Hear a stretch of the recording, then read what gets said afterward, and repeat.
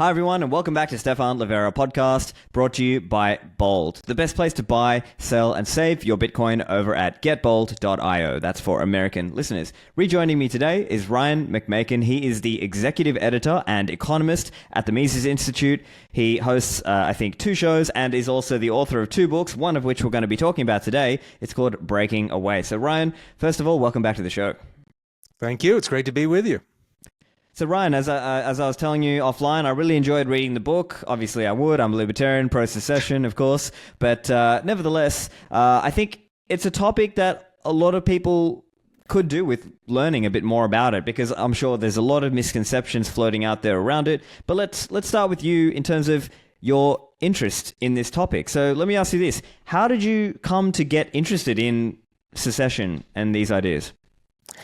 Well, I think of the phrase that kept rolling around in my head for years where I wasn't involved in any of this stuff. Particularly, I worked as a government economist for 10 years, did a lot of work in state and local government. So a lot of issues that concerned me were real basic stuff like law enforcement at the local level and issues related to tiny regulations at the local level, differences between this place and that place in terms of some religious value like abortion or something like that, right?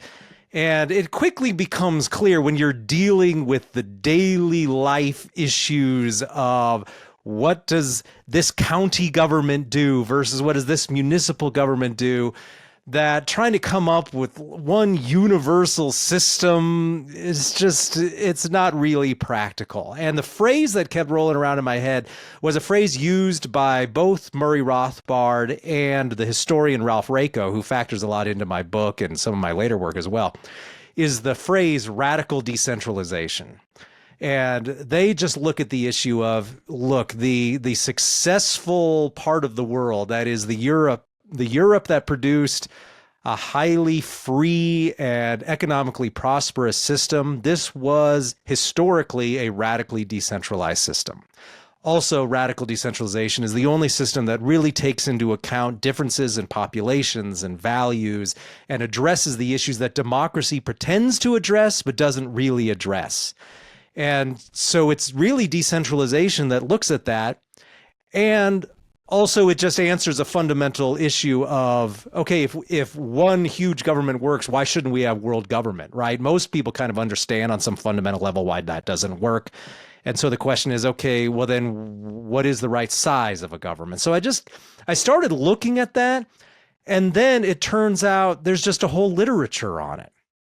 And then I realized, okay, we're clearly not discussing enough about the broader historical and theoretical context around secession and small states. So much of what gets discussed, and this was another, so one motivation was just the issue of dealing with state and local and just how do we deal with these little issues. But the other was the fact that I just felt that the issue of secession had been way too much focused on just the American context and the 19th century American context. And just as an example, after I'd already started working on this issue, and I'm looking at it in terms of secession, like for Iceland and Malta and the post-Soviet world and all of the secession that's going on globally, a lot of it, most of it peaceful, really. And then I read Frank Buckley's book that just came out a few years ago called American Secession. And right off the bat, the book starts talking about the American South and secession there. And I'm like, oh, here we go again, right? I'm like, we've got a whole world to look at in terms of this topic, self-determination in the global context. And people are still talking about stuff that happened in the 1860s. I mean, what other topic from the 1860s is relevant in the modern world in terms of political development and politics? Like almost nothing. That was so long ago. But you've still got Americans saying, well, that issue was settled in the Civil War. I'm like, really? Like something that happened 160 years ago is now basically handcuffed us to a certain system. We don't believe that about anything else. And so the whole issue was just mired in all of this parochial talk about, gee, what was Andrew Jackson saying 200 years ago on this topic? And I just felt that okay, now's the time to look at this from a much broader context, and that's a big part of what's behind the book. Yeah, well said. And so, a really interesting stat that I wasn't aware of until I had read the book, and I think I had heard you mention this as well, is this stat that the number of countries or states in the world has almost tripled since World War II. I mean, that for a lot of people, that's just going to hit you like a real, because I think for most of us, we're kind of growing up and we have this kind of status quo bias about, oh, these are the countries that exist in the world today, and it's just set in stone and you just can't change it. But that's actually not the reality. So could you just explain a little bit about how the world changed so rapidly? Right. What you get are a lot of people who think that the borders of countries in the world were ordained by God somehow, and that these are really unchanging and something fundamental to our world, which they're not at all. Within a single human lifetime, the borders have changed massively. Not only was there a huge amount of change that occurred between 45 and 75, but then there was another big change that occurred after 1990 with the end of the Soviet Union. And yes, you can just trace this if you just look at the United Nations membership. So there was about, after World War II, United Nations had about 65 truly sovereign nation states that became members. But by the year 2000, you had well over 180, maybe 190. I mean, there's kind of debatable as to which countries are truly sovereign entities or not, but we all agree it's more than 190, maybe around 200. And that's the reality of where we are now. So how did you get from a world that had maybe about 60, 65 countries in 1945, and now we're at over 180, so that's about a tripling. And the answer is, of course, there was a lot of secession going on in that period. You had a lot of parts of the world that were united politically to certain colonial metropoles for the most part, and then they all broke off. It's called decolonization. It's all happens by secession, and a whole lot of it happened in the 20th century, and that's just another thing that's just generally ignored by anti-secession people. They act like, oh, secession always and everywhere leads to war. Really? It didn't throughout much of the 60s and 70s. In some cases, there were armed conflicts that resulted from attempts at decolonization, but in many other cases, there wasn't an armed conflict that resulted. So that's how we got to where we are. Lots of secession occurring, lots of decolonization, and then some other stuff that you wouldn't call decolonization. Say maybe the Baltic states after the Soviet Union collapsed, which they had never really been colonies per se. They were just simply conquered in a more conventional sense. So you had just had a lot of that going on in the 20th century, and that's how we got to our about 200 nation states today. Yeah, fascinating. And so I guess, yeah, after World War II and, you started to see there were different countries that gained their independence, let's say from the UK as an example, like India or even Sri Lanka or others. And then, as you said, like the USSR breakdown. And even kind of in recent years, people talk about, let's say, Serbia and Montenegro have broken apart, Czechia and Slovakia. Obviously, Brexit, right? Brexit, I mean, it's a little bit more complicated, but still kind of counts as an example of a breakaway state. And so I guess certainly a type of decentralization when a Brexit state breaks off. Yeah. I mean, I think that fits under the general topic. Yeah, for sure. So let's talk a little bit kind of upfront. What are some of the advantages? Like why should we be pro-secession? Why is that a good thing for liberty or even just humanity and economic outcomes, prosperity, these kinds of things? Well, at the beginning of the book, in Breaking Away, I look at it from a larger historical and theoretical perspective. And a lot of that was introduced to me by the historian Ralph Raico, who has a lengthy essay called The European Miracle. And he takes a broad view of, okay, what research has been done on why Europe became this very free place, a place that valued freedom, and also, as a result of its valuing freedom, became the leading economic power in terms of this is the part of the world that has the most economic wealth. And it wasn't just some unknowable thing that happened. It's not something like written on our hearts by some mystic source or something. There were real historical events that we can look to and developments. And what Raico finds, and he's drawing upon lots of developmental historians here, Douglas North, E.L. Jones, who went in and they looked what made Europe different.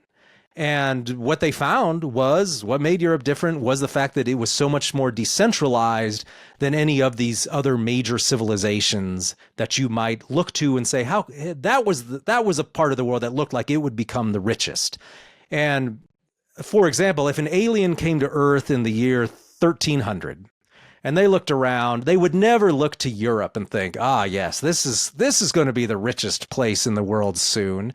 They would look at, say, the Caliphate. They would look at, right, because that was certainly, if we look at the riches of the Eastern Mediterranean at that time, you thought, oh, well, this place is rich now. It's going to continue being rich. Or China, for example, which in the Middle Ages also looked like it was poised to become one of the rich places. But what happened is that those places that were more politically centralized, they were able to control their economic factors. They were able to impose more regulation. They were able to essentially impoverish their most productive people. And those places all fell behind Europe. What was going on in Europe? There was no single government in Europe at any point in time during this time. This is all West. We can't include the Eastern Old Roman Empire because that was pretty centralized too. And so it was in the West, in Western Christendom, where there was constant church-state conflict that didn't allow any single government to arise.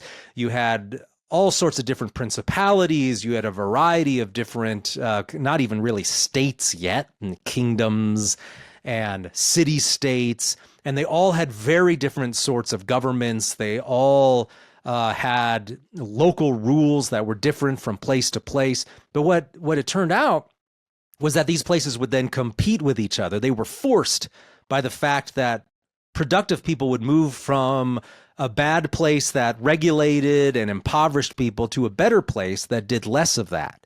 So you had places in Europe that popped up that were more open to economic freedom, and people, the most productive people, would prosper there. That's where wealth would go, and those places would then be better off. So it was this variety, it was this decentralization that existed in Europe that made the difference. You get a lot of talk today about, oh, you need a big government that can really project itself on the global stage and all that. Well, you had that with China in that time period, and China fell behind and isn't catching up. It's going to take a long, long time. Even with all of the good stuff that's going on in China, they're still just a small fraction of the GDP per capita of the West. And the West continues to this day to benefit from that radical decentralization that existed in those days. And that's true today. Let's just look at the smaller states in the world, right? It's still true that with the exception of the United States, which is the most ideologically liberal state, and also has some of the highest levels of decentralization. It's a lot less than it used to be, but it's still far more decentralized than a lot of other states. And so combined with those two issues, that's what makes the U.S. an exception. If we look at any other large state, Indonesia, India, China, even Brazil, some of these lesser places, Russia, all of these places tend to be highly regulatory places that are not in any way leading in terms of GDP per capita because they control their economies more. Contrast that with Switzerland, with Norway, neither of which are in the EU, by the way, and they are the wealthiest places. In fact, they're the top 3 wealthiest countries in the world by this measure, by GDP per capita. And of course, we can just look around and say that, yes, these are pretty darn rich places. Norway, Switzerland, and Luxembourg. And these are all very small states. So if we were to put together some sort of correlation here, we're more likely to find that smaller states are simply wealthier. And as we see in a lot of the larger historical data, there's reasons for that, and that shouldn't surprise us at all. Yeah. One other point I wanted to ask you about there, just on the historical discussion and even today, it could be around the question of larger not necessarily being better, because an empire costs a lot of money to sustain, right? It doesn't, and just like even people would argue now, the American government is sustaining these massive military bases around the world and this huge projection of power into the entire globe. that's a costly thing to do. And even, the British used to do that, and their power sort of waned a bit. I'm curious if you have any comment on that being one of the downsides of being large. Yes, it's a problem with being large, and it's also a problem of political unity. You can think if the United States were simply as really originally intended, if it had simply been a mutual defense league where all of the member states came together with the goal of, okay, if one of us is attacked, we will all come to each other's defense. They came up with this idea a long time before NATO, right? And there wouldn't have been one state that dominated in that American Defense League either. You can see how that would be a very different situation than to the current situation we have, where the U.S. government's far more unitary than that. It's far more than just a mutual defense league. And that enables, and probably made possible more by the imposition of direct taxation. It's probably the income tax more than any other single thing that enabled the United States to just start all these massive amounts of defense spending and start throwing its weight around globally. That does require significant amounts of taxation. It does result, however, ironically, from the success, the economic success of a country, right? This is why Lenin was able to tell a somewhat plausible idea that, look at all these capitalist countries. Clearly, one stage of capitalism as you move through it is imperialism. There's a correlation there, but there is no causation. What happens is that you get a country that starts out free, that has lower levels of government intervention. We could look at the French, we could look at the British, all of which had embraced significant amounts of freer trade and freer markets, especially in the mid-19th century. And as they became very wealthy, they realized 50 years later, oh, look, we have all this wealth. We can start to really impose our will on foreign countries because we're so much richer than them. But there's no reason that has to happen. Capitalism doesn't require a turn toward imperialism. What happens is your country gets so rich, thanks to its free markets, that it only needs to shave off a small percentage of that wealth then to have a gigantic army or gigantic navy and start throwing its weight around. The answer to that is also political decentralization. We could look to how much better the history of Europe would have been if the Germans, so the German Confederation in the late 19th century, if instead of uniting politically the way they did, that all the German city-states and kingdoms had simply entered into a mutual defense league. That if someone defends, say, Bavaria, we all defend each other. That does not enable a state to project its power. It doesn't enable a state to enter into aggressive foreign policy, or at least it highly diminishes the likelihood of that. And so you could have a state that's very secure in terms of its national, quote unquote, it's the safety of its confederation in terms of foreign policy, without enabling a central government to access and really project power in a way that centralized and unitary governments can.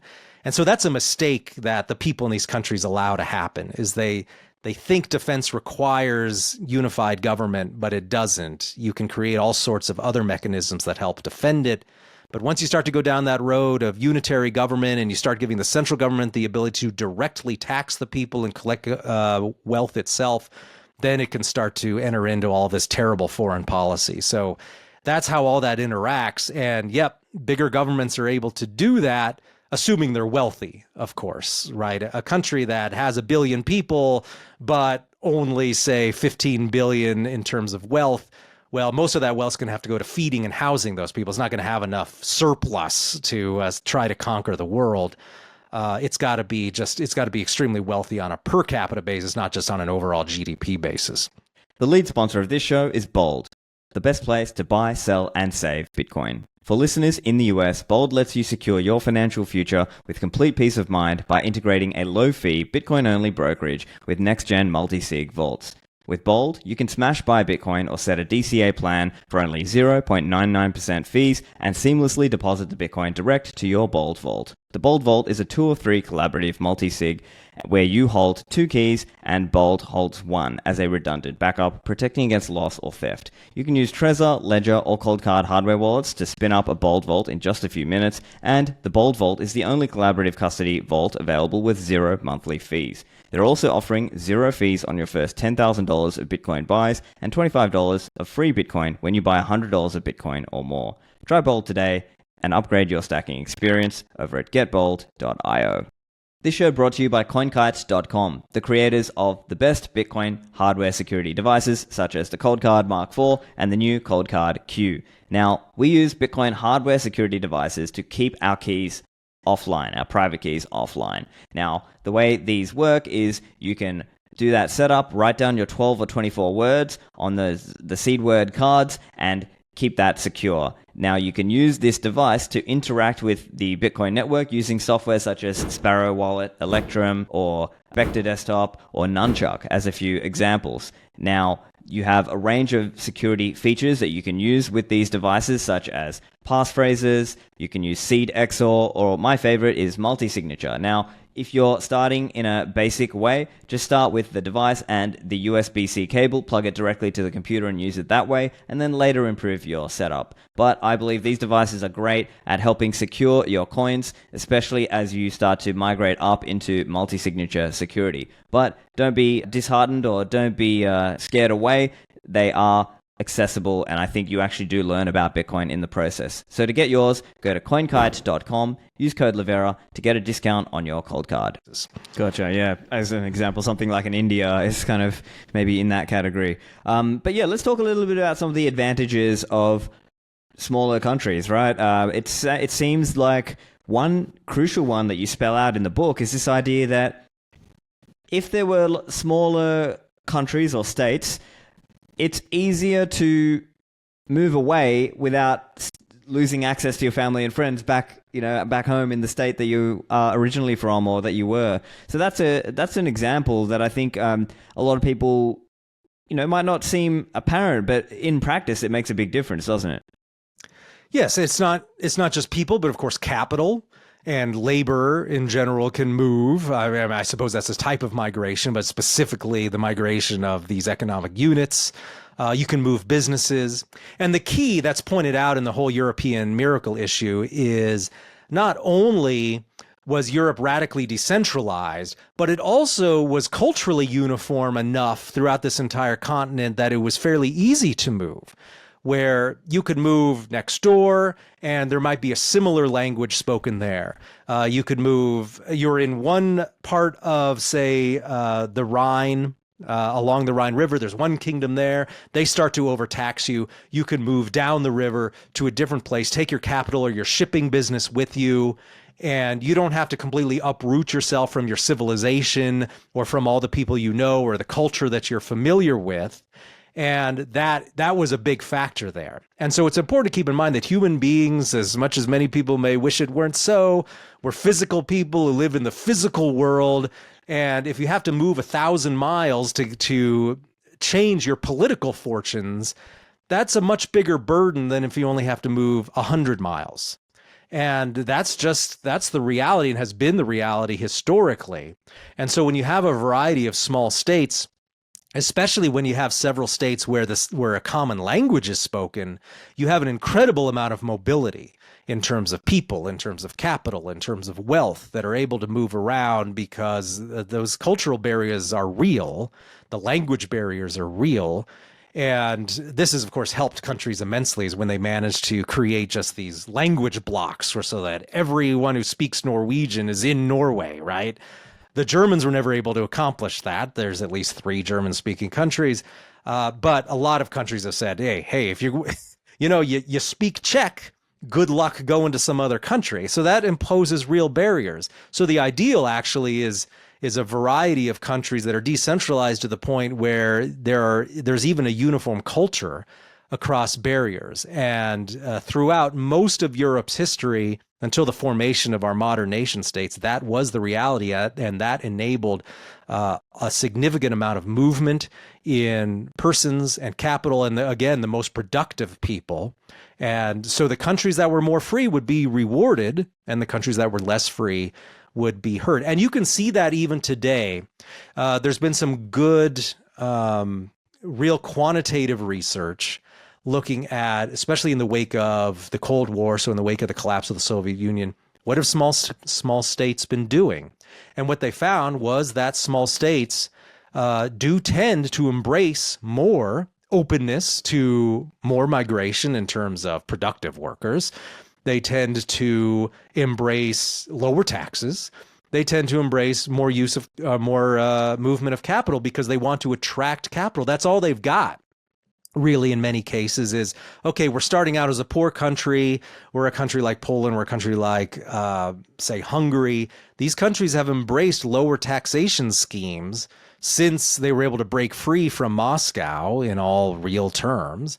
And then you even have some other countries that weren't in the East, like, say, Ireland, which is known for having lower tax rates and was able to attract immense amounts of wealth during the 1990s as it integrated more fully into Europe. That's the currency these smaller countries have. And you can see then today in how when you get talk from Angela Merkel would talk about this for years and years, and this is clearly something that the European leadership in Brussels wants, is they want tax regularization, tax normalization. What they want is to set a minimum tax rate for all of Europe because they hate that there are some of these member states that have lower tax rates and then capital and wealth flows to those countries. So they don't like that. They want to mandate that Hungary raise its taxes, that Ireland raise its taxes so they can't act like magnets for capital. That's not a new thing. Small countries figured that out a long, long time ago, and it continues today. And you can just see how much the ruling classes hate that. Yeah, that's a really interesting and important point around lower taxes, lower regulations in various smaller countries, because as you said, that's what they've got. And you think about Singapore, or I'm here in Dubai in the UAE, lots of places that just have lower taxes, and that is actually a big part of the draw card. And maybe to an extent, they're able to offer more safety, some of these countries as well. Maybe that's also a reason that it's like a competitive reason that people might want to come there. I wanted to ask a little bit about, let's say, realistic pathways to secession, right? So if we were to talk about, at least historically speaking, or maybe even what does it look like going into the future, what are some of the conditions that enable these kinds of breakaway states? Well, usually they occur in situations where the benefits of political unity no longer outweigh the benefits of separation. And that normally happens when the local hegemon, the country that dominates surrounding countries or is able to basically just outright control the government. So let's say the Soviet Union and the Baltic states, where the central metropole, Moscow, no longer can offer any real benefits. And so people see, well, why are we tying ourselves to this central government? Let's move out of their orbit. Let's create our own government for ourselves. It can't really get any worse than what we've got going right now. Now, that then, of course, there needs to be other factors too. If you could have a country get poorer and poorer, and if they see themselves as just historically and culturally united to this country, even as it gets poorer, they might not seek separation. But in a place where you might even have a different language, you might have a different historical identity, the things that we might call nationalism, local nationalism, that those countries are looking for a good excuse to break off. And so central governments, they know a lot of the time they can buy the loyalty of some colonized part of the country, some politically dominated part of the country that might prefer to, all else being equal, prefer to be separate. But hey, they get free money from the central government. And so they choose to not break off for those reasons. This has always been true in Scotland, for example. From the very beginning, Scotland joined with England and created the United Kingdom because Scotland was doing very poorly economically. And they were in the midst of an economic crisis, and they realized they could do better by joining with England. I mean, that was a major factor just back in the 18th century. And it's never really stopped being a factor. I mean, the Scots have always been the poorest part. It's been a small part of the country. And a major reason they didn't vote for independence when they had their referendum several years ago was there was so much money flowing from London into Scotland. And so Scottish nationalism wasn't yet enough to justify separation. I don't know how a vote like that would go today, but if London does get to the point where it's enough of an economic basket case, or it just follows the overall global economy downward, which is where it looks like it was going, then it just may be that that's not worth it anymore. And then, of course, in the case in the Baltics, right, with the Soviet Union, they had always wanted to be free. I mean, they never stopped hating Moscow. They had a small-scale independence war in the late 40s, I believe. That might even have extended in the early 50s. Of course, Moscow just crushed that by force. Then Moscow started trying to just replace the local ethnic group with Russians, with ethnic Russians. And they never, I guess, were successful enough to destroy the local ethnic identity and the fact that there is local language there that they all associate with their own quest for political independence. So as soon as Moscow started looking like it wasn't going to be able to project its power anymore over to the Baltic states, they all seceded and founded their own countries. And they're perfect examples, by the way, of how small countries can do very, very well. These countries are now really rivaling some countries that we see elsewhere within the EU that have been members much longer within the EU and have been considered parts of the West much longer. So those countries have really succeeded as small new countries that were able to break away from a controlling state. But you could see in all those cases, right, it required that larger dominating regime to really lose its ability to buy compliance, to buy loyalty, to hand out favors. And also, when that happens too, those countries are also unable to project military power as easily as well. And then just when it looks like this central government that we never particularly liked anyway just starts to look weak, then that kind of starts a frenzy of thinking and ideological change. You saw that at work in Czechoslovakia when the Czech Republic and Slovakia decided they were going to separate. They didn't see a big difference between the two. There wasn't a whole lot of enthusiasm there among, I think, the general population, but it grew over time. Once they started talking about it, and once they started talking about, oh, the Czechs could have their own country and the Slovaks could have their own country, it started to really kind of snowball. So that by the time the actual separation took place, people were really starting to think in terms of supporting separation. There was sort of this localism, this localist fervor that took over, so that support for the separation was much greater than it had been just a few years earlier. So you can see how people really start to get into it. But what are the initial motivations? It's got to be, I think usually there needs to be some feeling that there will be an economic advantage to it. And then that has to feed into other nationalistic and localist ideals as well. This show brought to you by Mempool.space, the world's leading Bitcoin visualizer. And now they've got an accelerator program. So if you have a transaction that you sent at a fee that was too low to get confirmed, now you can fix this with the Mempool accelerator. The way it works, you can go and search your transaction, scroll down, click accelerator, and you don't need an account. You can pay with Lightning, and then it'll show you it's now in the process of being accelerated, and then after a few minutes, it's confirmed. And so this is a great way to help you out if you are stuck. And this can happen where maybe your wallet doesn't have RBF or CPFP, or it might help you in situations where it's impractical to go and re-sign. So for example, multi-sig with keys in different locations. And thirdly, even in some Lightning scenarios, perhaps a forced close, you might not be able to use RBF. And so in this case, the Mempool accelerator can help you out. So keep it in mind, and you can find out more over at mempool.space/accelerator. And now, back to the show. I see, yeah. So I guess I'd summarize it then. There's probably three main parts there. One is kind of the money. Are they paying us to kind of stay here? Maybe that's the case with, say, a Scotland or something. The military, are they going to exert military power to kind of force us to stay?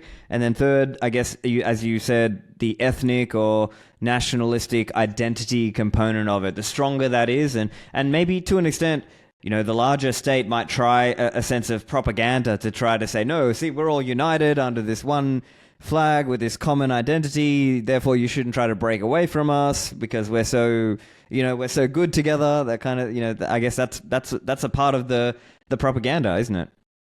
Oh, yes, 100%. And you see that a lot, especially among older Americans, people who were successfully propagandized in their public schools in the 50s and 60s. Yeah, they said the Pledge of Allegiance every morning and all of that sort of stuff. They are fully inculcated in this idea that America is like Jesus's favorite country or something. You can never break it up. It's something special. And good luck convincing those people. Also, those people tend to be on Social Security, so they also have an economic interest in collecting. Yeah, they want their monthly checks from the central government. So those are going to be the hardest people, I think, to win over in many cases. But I think a lot of younger people, as time goes on and as it becomes clear that being associated with this bankrupt federal government that's $35 trillion in debt, what are the benefits there?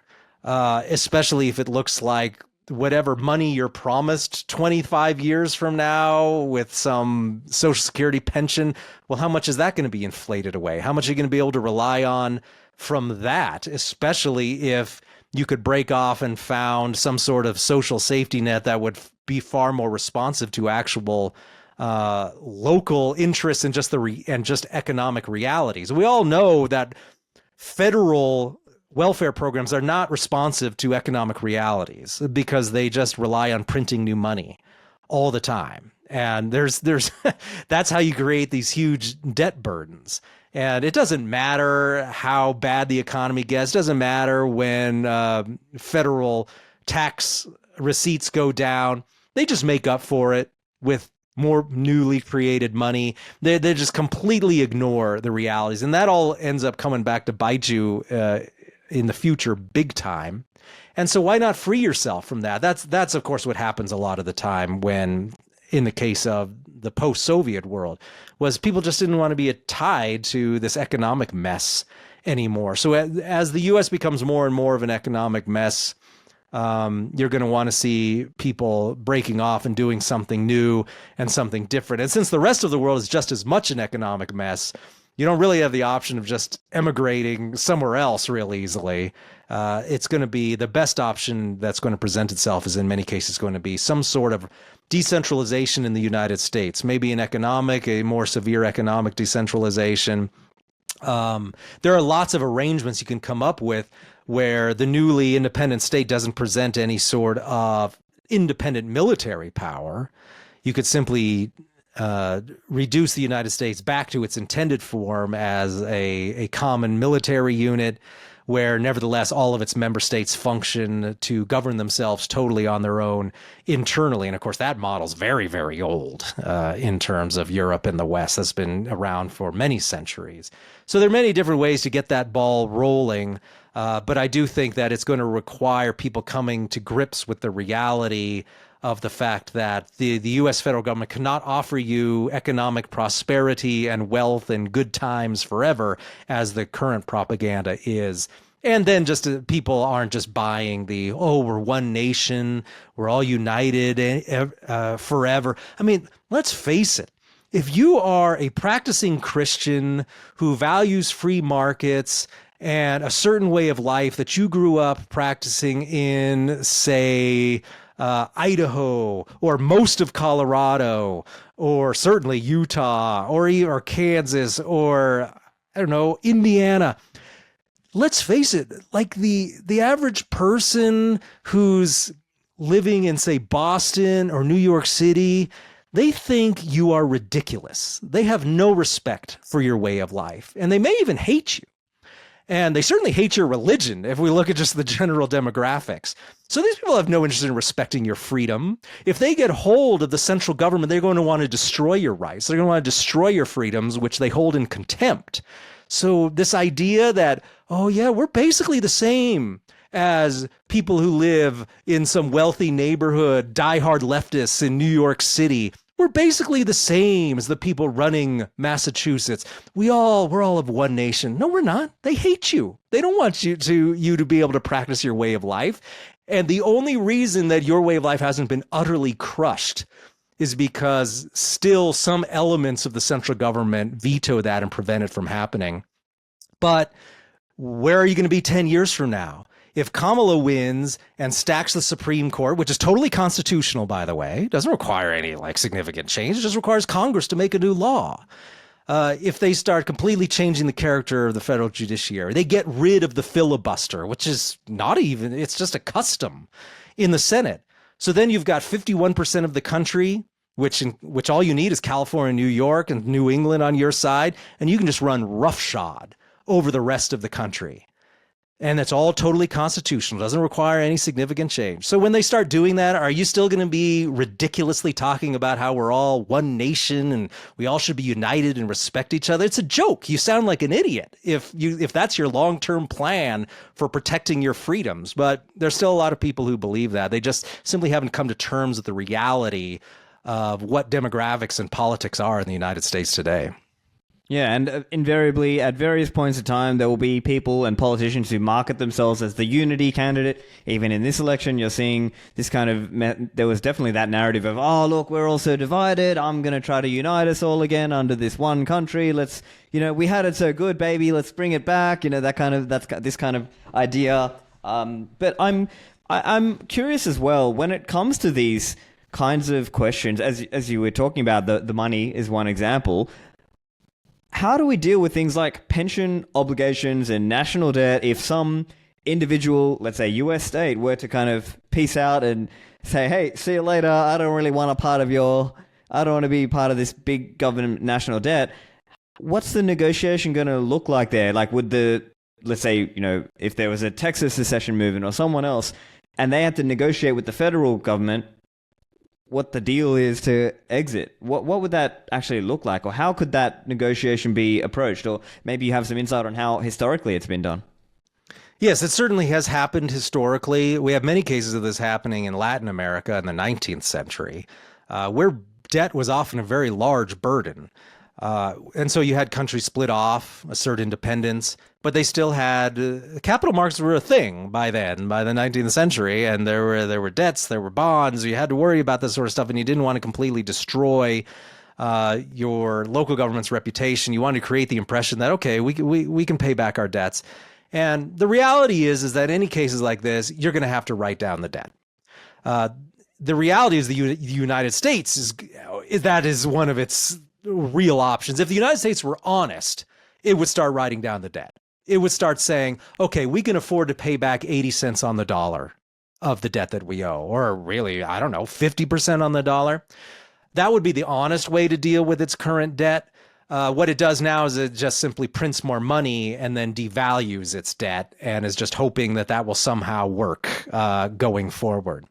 I think if you had some sort of political split, it would then force more honesty on the situation, and you would have to have these newly independent countries negotiating about, okay, we can take this percentage of the debt, but we're only going to pay 80 cents on the dollar on this. And that's what happened in many cases after the Soviet Union.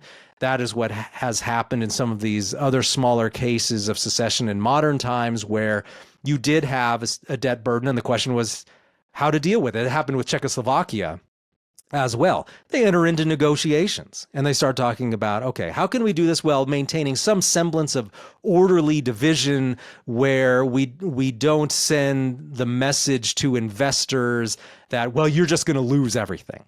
This is what always happens when the debt gets out of hand. They try and come up with a percentage that they can pay back of the debt where they can get out of the situation without forcing interest rates up into stratospheric territories, right? Okay, if we pay back 75 cents on the dollar or whatever the currency is, will that be enough to create enough confidence in local capital markets where interest rates will only go to 12%? Okay, great. We can live with that. And yeah, interest rates are going to go up when you start to have this political instability result, but they're going to go up anyway. We cannot continue with this current situation where we'll just keep printing money and it'll all be well. And we have decided that we're going to, in order to make our economy more robust, or at least make it look like it is based on GDP numbers, the Fed is just going to reduce interest rates again. Its target federal funds rate. Well, how does it do that? It buys bonds. When the U.S. decides to issue another few $1 trillion in debt, how does it keep the interest rate from skyrocketing up to 5, 6, 7, 8%? The central bank buys bonds. I mean, that's what it's doing now. It's all just a trick. It's all just a maneuver to make it look like there's still a bunch of demand for these government bonds. And so the percentage rate on government debt doesn't reflect reality by any means at all. It's being hidden by monetary inflation, which is the reason you can't afford to buy a house right now. And so if you start to get into a situation where, okay, we've got to deal with the reality of how much debt there is and how is it going to get paid off, and we just don't want to be tied to the federal policy anymore, but here's how much we can write it down and here's the reality of it. I think that's a more honest way of doing it, and that's what history has shown happens when you start to have these states break off. You enter into negotiations and you come up with something that is livable for everybody. But people kid themselves if they think the current real situation is, oh, everybody wants American bonds and interest rates are really 3%, or at least will be in a couple of months after the Fed starts forcing down rates again.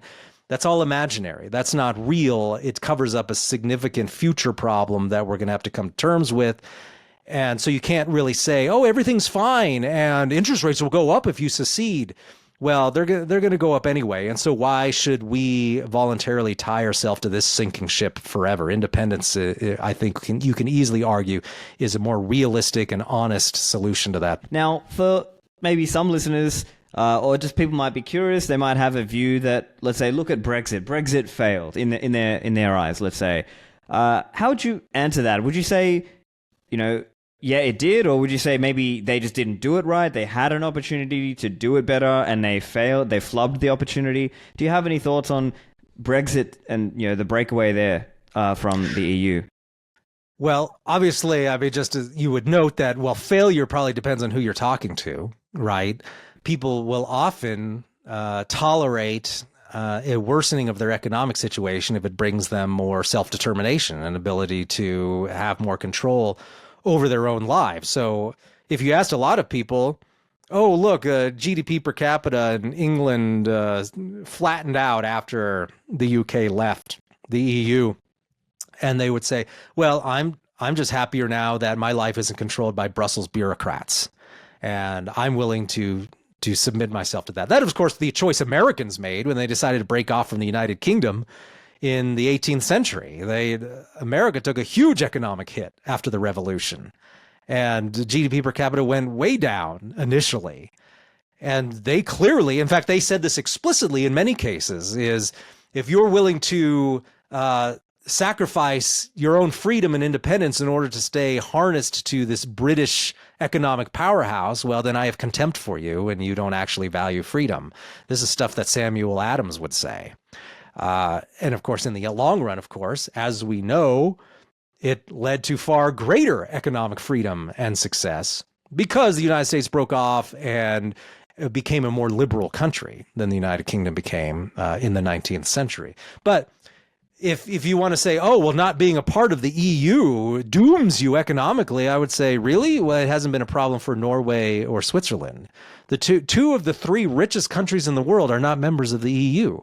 The Norwegians have been smart enough to not join the EU, and the Swiss have been smart enough to not join. What's interesting, too, is that both of those countries just simply negotiated their own special treaties with the EU, so they get most of the benefits of being a member of the EU without all those downsides. Submitting yourself to Brussels control, the migration issues, they have control over their own migration to a large extent. It was the British who were dumb enough to enter into the EU and then withdraw. And it's clear now that the EU is just trying to be punitive. against the British. Well, they came in and then they left, and now we hate them. So we're no longer, English is no longer an official language. I think that's one thing they did, where they removed English as an official language in the EU, and they went back to recording everything. And their focus for translations now is French, I think. It used to be English when the English were an EU member. And a lot of this stuff is just to give the middle finger to the UK after the UK left. Yeah, all I can say is don't be dumb. Don't join the EU. Simply negotiate your own was made on the way treaties, as the Swiss and the Norwegians did. You get most of the benefits of being part of the EU without the costs. And it would seem that a lot of the troubles that the UK faces now are just attempts by the EU to now screw England as an I told you so. But of course, England could be much better off overnight. England could, of course, deregulate their economy. They could get rid of the Scots, which would immediately turn England into a freer country. And the rump state of England would have, politically speaking, have much more ability to deregulate their economy. It would lessen their welfare state burden. They could become more oriented toward global trade. And I've advocated for years that there should be, that the whole, obviously I think there should be a free trade for everybody. But I know all the arguments against free trade and everything. So I say, okay, well, then why not just an Anglosphere free trade union? Like, you're going to have a hard time convincing me that England or Canada or New Zealand or Australia are all going to suddenly overnight become foreign policy problems for the United States. That, they're going to ally themselves with China. And no, they're not. They're culturally and politically united. Nations, yeah. Right. I mean, they have no interest in antagonizing the U.S. whatsoever.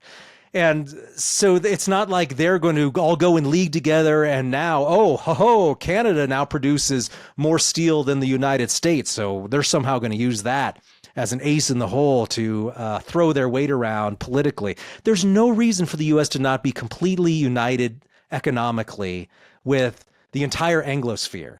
So the UK should be pursuing some sort of free trade agreement with the United States and with the entire Anglosphere. The fact that that's not happening is just stupid and just shows the fact that it's all based on really just local political interests and really has very little to do with any sort of real economic theory or with foreign policy. The only believable argument against free trade is that it could have bad repercussions in terms of global alliances and stuff. But those countries have been our allies since 1815. It's just not going to be a problem. So the UK should be full-time talking about free trade agreements, free trade unions, deregulation. Hey, we want to be the Singapore of the North Atlantic. They haven't done any of that. There's no interest in that. They don't need the EU to be successful, as is shown, of course, by these other rich countries we just talked about. But on top of that, they could be surpassing even those countries, but have no interest. It's because their ideology is just generally anti-capitalism, anti-freedom, and that's what's killing them. These are mostly self-inflicted wounds. Yeah. I also got the sense that a lot of the people who were anti-Brexit, some of them come from, we're talking about the Remainer class here. A lot of them were kind of, at least this is my interpretation, a lot of them were lamenting that they wouldn't be able to go through the fast line when they go to the EU, right? Like, they were kind of like, I want my passport to have this extra power, right? Now, okay, maybe that's one thing, but I guess let's say there were to be a lot more secession. That might actually create a little bit more difficulty for people from the passport perspective because, people like having these kind of, if you come from one of the richer, more quote-unquote powerful countries, your passport gets you in visa-free into all these, into these countries. What do you think that would look like if there were to be a lot more secession? Like, what would it, do you have any ideas on what that kind of thing, how that would be managed? Well, certainly countries that are culturally similar and have similar values in terms of geopolitics, they tend to have pretty non-fortified borders. And what's notable is that even though there's been no change in the border at all, the situation's actually gotten far worse in North America because Americans have become far more paranoid. And it used to be, you didn't need a passport to go to Mexico or Canada. You kept your non-photo birth certificate with you. And they would wave you across the Canadian border. They would wave you across the Mexican border. It just wasn't a thing. But as countries have become more focused on, as Americans have become more focused on there's imagined terroristic threats, right? 9/11 did not occur because the Mexican border was insufficiently fortified. Same with the Canada border, right? These people were enrolled in higher education institutions in the United States. They were on the FBI's radar. But instead, they've turned it as a way to essentially close the border and to prevent just ordinary people from moving back and forth who are just ordinary migrants and such. And that's just a choice countries make. There isn't a set rule about human society that you need to have these extremely closed borders. We could also, of course, point back to the 19th century when there weren't passports. There was widespread movement of labor throughout Northern Europe and very lightly monitored movement at all. Of course, part of the reason going on there is that welfare states weren't open to non-citizens. That was a big reason. If you were going to move, you were going to have to be economically self-sufficient. That made a big difference. And then, of course, there were those cultural barriers as well. But there's no reason why you couldn't have something like the Schengen zone, as occurs, right, throughout northwestern Europe. You don't need the EU to have that. You can simply have countries enter into an agreement that, okay, we're going to have a relatively open border. And every time I look at the border situation in Switzerland, the Swiss seem to be moving more and more toward a more open border with the rest of the EU, even though they're not part of the EU. These are all independent factors. They don't require political unity. And that's just the reality. And you can just look at the ease of which Americans used to move around their borders, and that these can get worse, these things can get better. And it's not like, hey, you've got two choices. Either there is total political union between country A and country B, at which point the borders will be open, or your other choice is these will not be a unified country, and therefore the borders will be totally closed, and you have to stand in a long line, and we're going to check out everybody's background as they come across the border. That just hasn't been the reality historically, and it doesn't have to be the reality moving forward. Turning to the American political debate sphere, there's been a lot of talk recently about the borders in America, and I think even now as we're speaking, kind of a big story I'm seeing now is in Ohio. I think in Springfield they apparently shifted 20,000 Haitians there, and apparently the story now is that there's people there who are like killing neighbors' cats and eating them, and things like this.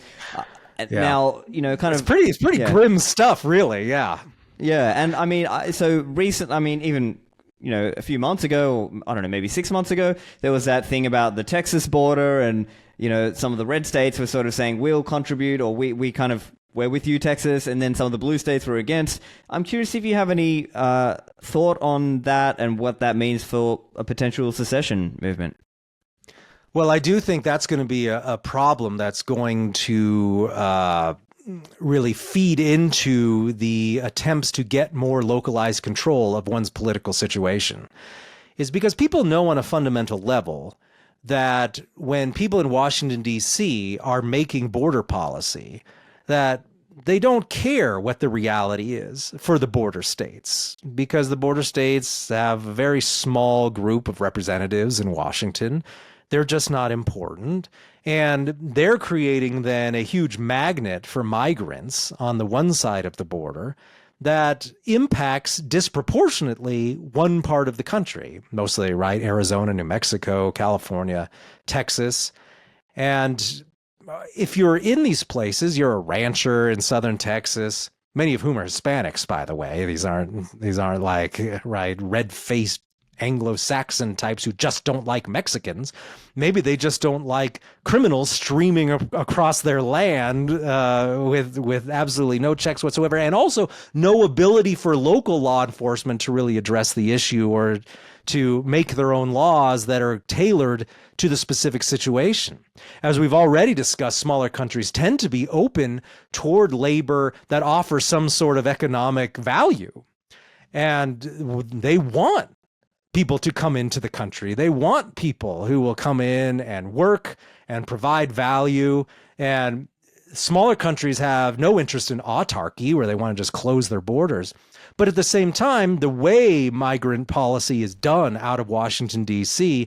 doesn't reflect the needs and the realities of what's going on in these border states, and they simply aren't able to veto Washington's laws, assert any real control of their own, vet who's coming in, create, say, some sort of invitation-based migration policy where you have an employer that invites you in, and you come in and you sign away any claim to local welfare payments, and you come in. And you could see how many local economies would be fine with that sort of thing, where they're not going to be on the hook for providing food and shelter, and it's up to employers to actually provide employment before the person gets there. These are all reasonable policies that the federal government forbids and prohibits and doesn't let any of these border states develop their own policy. And just looking, and there's an essay in Breaking Away looking at how immigration policy in the 19th century functioned, where immigration was not a matter for federal policy. It was decided at the local level, at the state level. And in fact, many states actually had extremely liberal migration policies because they wanted more people to come in and settle farms and bump up their population so that they had more representation in Congress and so on. So this is why in Colorado, in the 19th century, when Colorado became a state, you had huge minorities of German and Spanish speakers, and that if you read the original constitution of the state, it mandates that all new laws be printed in English, German, and Spanish so that the residents of the state will be able to read these laws. After World War I, they started oppressing the German speakers and wouldn't let them speak German anymore. There's still plenty of Mexicans in Colorado. And this just showed then that you don't know what the policies are going to be. You had some parts of the country that were lacking in labor, and they invited in more people. You had some parts of the country that viewed a lot of migration through the state as an economic burden, usually because of federal mandates about welfare payments that had to go out and providing public schooling and all of that sort of thing. And of course, a lot of those migrants in the 19th century, they didn't even show up and use public schooling. They showed up and went to Catholic schools. So they weren't even a burden on the local government in terms of school costs.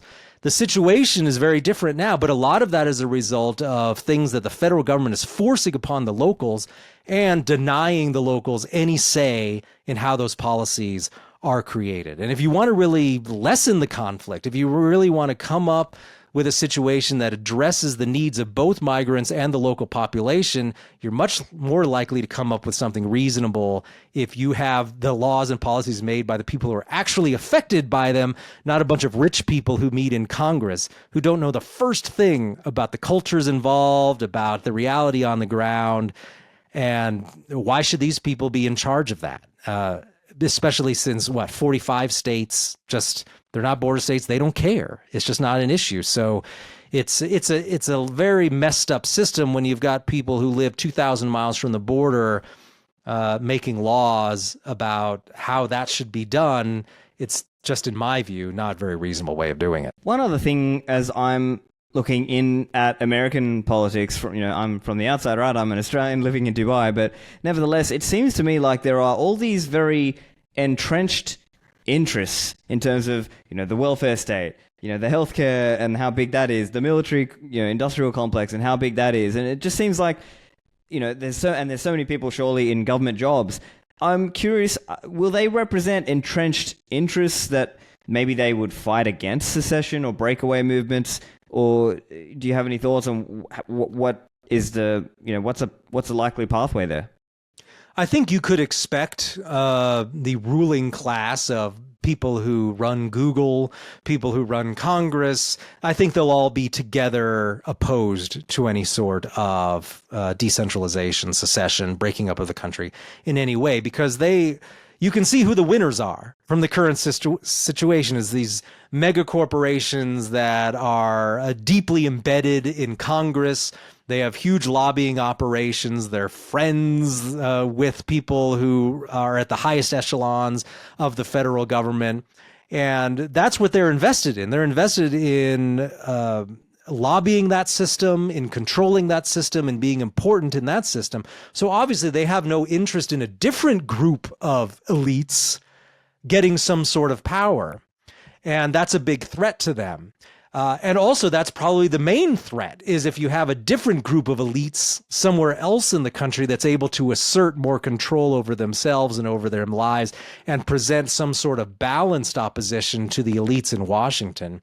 This is old. If you're into old school, radical, classical, liberal thought from the 19th century, this was known back then. This is called, right, elite theory, where probably maybe its most famous expositor is Vilfredo Pareto. He looked around at these embedded interests, and he saw that, okay, at the national level, you've got this one regime, and it's run by certain elites. He said it's very, very hard to unseat those elites with just a grassroots movement alone, right? A ground up movement alone. He says what you need are competing elites. You need elites in another region or a city where these people have resources, where these people have a command of some local loyalty, where they're able to put up a fight, both in real terms, in terms of military, but mostly just in terms of political allegiance and resources and funding, and create a competing group of elites. And that's what you would need to, I think, develop more fully in the United States before you can start to really deal with these entrenched interests. Because yes, the people we currently regard today as national elites, the billionaires, the people in the White House, people like Mitch McConnell, they're all going to totally be against any sort of challenge to the status quo. So you would have to have elites coming from outside that system. You're never going to get in Washington more than a tiny number of people supporting breaking up their monopoly and their current power structure. It's going to have to come from somewhere else. So yeah, we can just write off the idea that we're suddenly going to be hearing from Bill Gates that, maybe we should break up the U.S. into smaller pieces. They're never going to come out in favor of that. You're going to have to develop some competing elites. Yeah, interesting. And I guess looking at the federal election coming up for the US, you can kind of see the kind of different elite groups. I guess if you kind of categorize it, it seems like the likes of Elon Musk and David Sachs and the kind of some of the tech guys are kind of, they're sort of lining up on Trump's side as kind of, the elites on that side, let's say, the wealthy, influential people. But maybe to your point, maybe the counter elites in a secession context would be more at the state level, right? Like, could there be state level, quote unquote, elites who sort of go to battle with the federal elites and say, hey, we want to break off, we want to, go and do our own thing. So I guess from that perspective, do you have any thoughts on the US secession movements? Like I've heard of Texit and New Hampshire exit and some of these others. Do you have any thoughts on, any progress that they're making, or any thoughts on their probability of success? Well, I agree with Ron Paul when he talks about the issue of de facto secession as being your first steps. This is a big part of why the Confederacy failed. We could bring them up briefly, where that's another reason why I didn't want to focus on secession of looking at the 19th century Confederacy or something. I was focused on people who succeeded. I'm focused on secession movements that worked. I didn't want to spend a lot of time looking at the losers. And these guys lost. And part of the reason they lost is they were obsessed with this idea of big gestures, where we're our own independent country now, right? We got our own flag and we're doing everything ourselves. History has shown that in many cases, the more successful way to do that is far more gradual.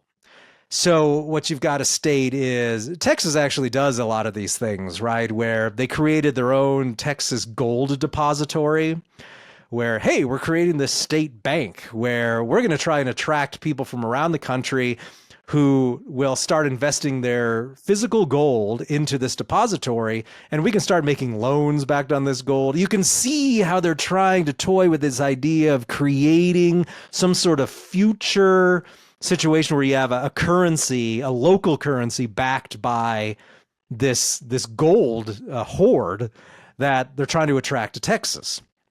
That's the sort of thing you really need to be thinking about doing, asserting themselves on the immigration issue in terms of, well, we're just going to have to guard the border ourselves because you're not willing to do it. And even making a constitutional argument in that favor, in favor of that policy, which I think is savvy, right?